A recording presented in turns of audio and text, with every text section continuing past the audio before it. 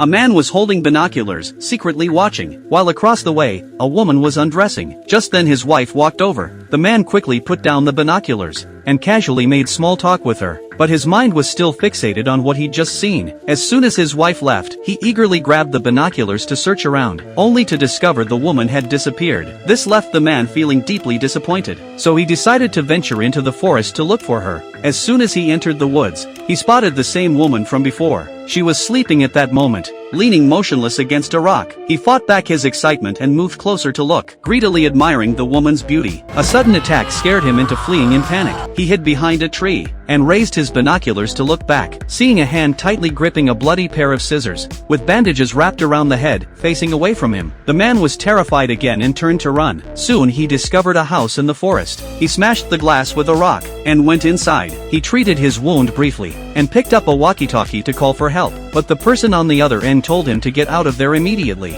and head to the laboratory behind the mountain to find him, because he had seen on the monitors that the bandaged killer who had stabbed the man was near the house. The man ran frantically through the darkness and finally reached the laboratory. The other person was an enthusiastic-looking bearded man who pointed to a tank in front of them and said that if he hid in there, the bandaged killer definitely wouldn't find him. The man was still hesitant, but when he looked toward the window, he saw the killer had already reached the laboratory. He quickly jumped into the tank and was soon submerged in the liquid. A few minutes later, he struggled to climb out of the tank and walked out of the laboratory. Outside had somehow turned to daylight, but he clearly remembered it had been nighttime just minutes before. Even stranger, when he looked toward his house through the binoculars, he saw a man next to his wife, who looked exactly like himself. What was going on here? The bearded guy saw this scene and was also stunned, frozen in place. He had no choice but to tell the man the truth. That tank was actually a time machine. The current time was 4 p.m. on the 16th, and according to his description, he had hidden in the tank on the evening of the 16th, which meant he had traveled forward several hours, becoming number 2 on an alternate timeline. While the one with his wife right now was number 1, the only way he could go home was to kill number 1.